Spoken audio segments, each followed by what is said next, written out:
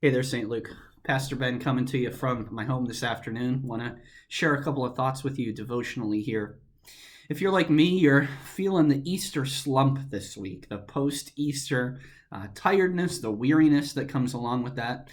Maybe like me, you're feeling a little more crabby in these days of quarantine. It's difficult. We had a great Easter celebration. We had a great Holy Week. We had so much to celebrate, to think about, great church services. But now we wonder, what's next? What do our hearts, what do our minds focus on in these days coming up? Seems like we've still got a little ways to go here with quarantine, with staying at home. And now that biggest thing that we had to look forward to, Easter and Holy Week, is behind us. So where do we go from here?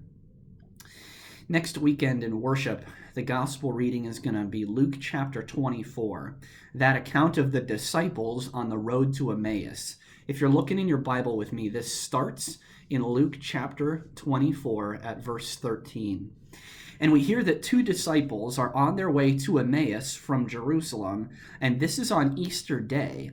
The disciples have just gone to the tomb. Verse 12 in Luke chapter 24 tells us that Peter has just run to the tomb, found it being empty, and now he's going back home marveling at what had happened.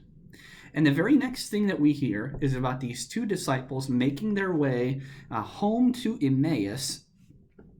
And as they walk along, they're talking about everything that had happened, the events of Holy Week, the events of Easter that very day. And Jesus comes, and he's talking to them. And the first question that he asks them is, what are you talking about? He wants to know, what's on your heart? What's on your mind right now? I think that's a helpful question for us to ask ourselves, too. Easter is in the rearview mirror behind us, yes, but when we think about the church season, the church year of Easter, we've still got 6 weeks left in the Easter season. We're going to hear beautiful readings in this time in the next weeks coming up. So I want to encourage you to keep your head in your Bible, keep your heart in the scriptures, because that's a helpful thought. It's a helpful question for us to ask ourselves. Is maybe some of the slump, some of the crabbiness that we're feeling, a result of what we're consuming in these days? If we keep our head, if we keep our hearts in the scriptures, then it would seem that that's what would be in our conversations as we engage on social media, as we call our family members and friends on the phone, as we write letters to each other. And so as we keep going in Luke 24 in this account, they invite Jesus to walk along with them.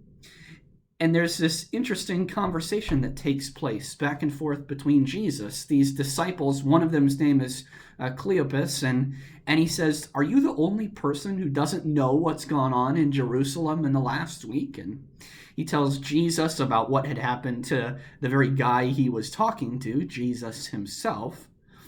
But they seem to be sort of indecisive. They're not sure whether to believe that the empty tomb really meant that Jesus was risen from the dead. And so Jesus responds, and it's a little stern word from Jesus here. He says, "O foolish ones, and slow of heart to believe all that the prophets have spoken." Verse 26, was it not necessary that the Christ should suffer these things and enter into his glory? And then here's a great verse. And beginning with Moses and all the prophets, he interpreted to them in all the scriptures the things concerning himself. All of the things that they had experienced, all of the moments leading up to that very one, Jesus is explaining and showing them how they were about himself. All of these things that they were uncertain of, Jesus explains, hey, this was me. This was always about me. But the interesting thing is, they didn't understand it in that moment. Oh, sure, they thought they were getting a good biblical lesson, I'm sure. But we're told that as they get to their home, Jesus is going to keep going on down the road, but they invite him to come in. They invite him to come in for dinner. And Jesus breaks the bread. He blesses it. And immediately they get it. They understand. This has been Jesus with them all along. It's been him. It's Jesus. He's been teaching them about himself. He's been interpreting the scriptures to themselves. They have seen the proof of the empty tomb as they walked along. For you and me in these days, in this post-Easter slump, if we want to call it that, we're tempted to think that the things that are happening to us are by chance, or they may not matter quite as much now that Easter is over. But if we learn anything from this account in Luke chapter 24, I want you to keep in mind that those things that are happening to you, those things on your heart and your mind these days, they're important. God does continue to work even in the small things in your life, even when you think it might be some arbitrary small thing going on, a conversation with one of your children, an interaction with a family member, saying hi, even waving to a neighbor outside, having that short conversation even while you're distanced from each other. God can, and God does use those things to encourage us, to share that Easter joy that we have, that sure and certain hope and knowledge of the resurrection of Jesus. God uses those small moments in our lives to continue to build up our faith in him. So as difficult as it is in these days, I want to give you a couple of reminders here, a couple of thoughts about how we move forward in this time after Easter. Number one, the same thing is true that it always has been. I've said it before. I'm going to keep saying it again. Keep your head, keep your heart in the scriptures. What we keep our minds on, what we consume in these days is so important. Have you ever heard that old phrase, garbage in, garbage out? What we listen to, what we think about, what we watch on TV, the articles that we read, we are shaped by everything that we do and that we consume. So in this post-Easter time, when we're already maybe feeling a little more irritated, feeling distanced from each other as the anxiety level continues to rise in our culture and our society, keep your head, keep your heart in the scriptures. Number two, keep on praying. Stay connected in your relationship with God.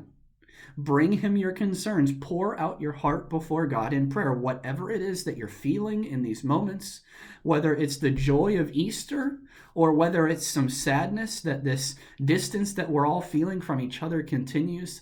Bring your concerns, bring your requests to God because he hears them. The book of James tells us the prayer of a righteous person avails much.